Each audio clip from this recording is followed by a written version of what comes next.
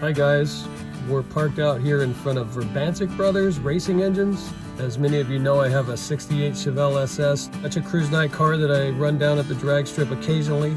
I had a 454 in there with an Edelbrock Performance package that after about 5 years started fouling plug. So I made a call to Jack Beckman and Rick King, and they both told me to go to Bob Vrbancic at Vrbancic Brothers down here in Ontario. That's where I'm at. So here we are.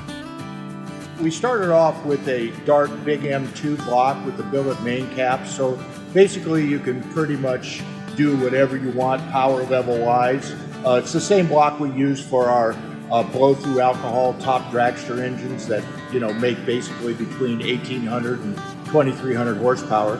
We used all the Manley Pro crank and rods, ARP 2000 volts. We used the custom Racetech piston, and it's got a billet bullet hydraulic roller camshaft in it. Mylodon oil pan, of course, really nice oil pan, and high volume Mellings pump. So it's got all the good parts in it. It's 540, 4500 bore, 4250 stroke, 6385 rod. These are the Edelbrock, I think 6045 oval board.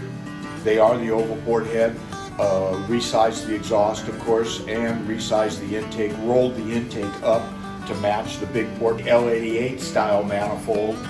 Camshaft is a special grind camshaft that Tim at Bullet ground for me. Nothing that I use is picked out of a catalog. I like to build the engines per application.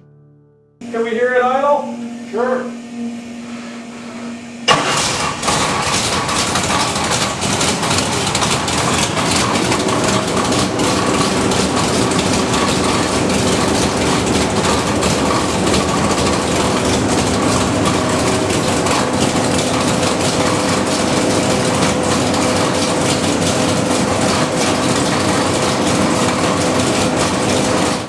It's go time. We're gonna see what she does.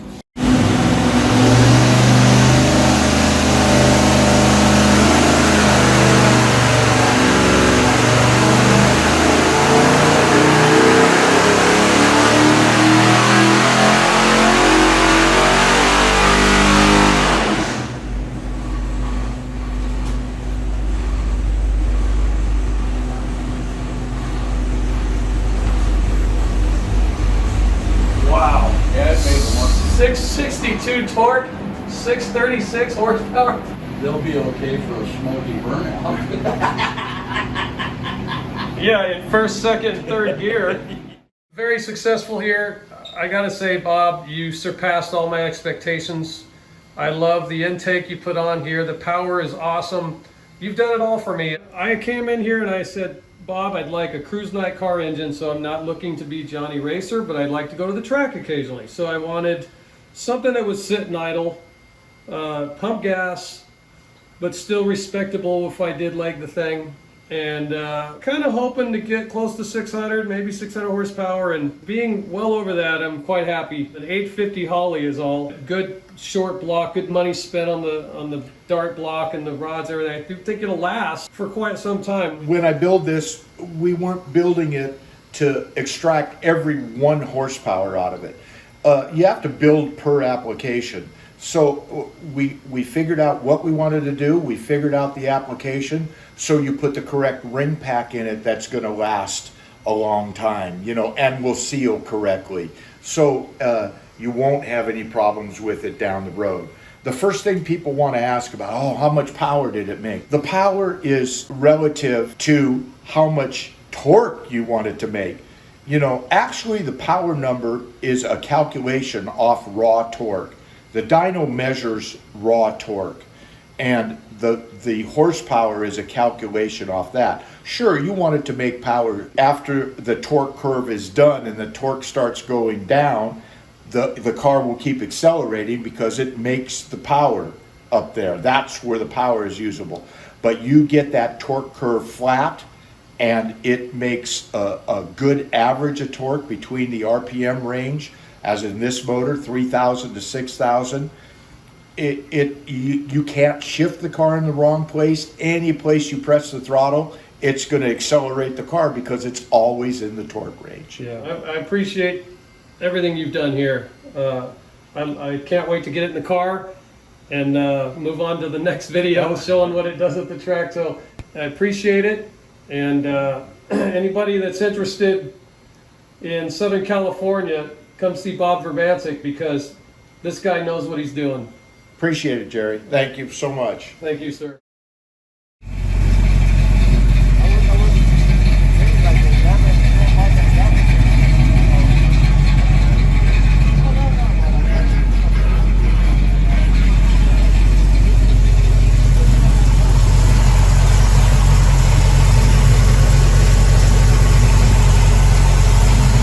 So one thing that's pretty cool about the Vrbancic brothers shop is they're actually right next door to the carb shop, which they also own. So you go over and get your engine dynoed, and you're gonna get top level tuning for sure. These guys have both ends covered. They can build your engine, and they can certainly tune it. You gotta love that. Look at this. Land speed, power plant, turbos, R-Dune flathead. Crazy.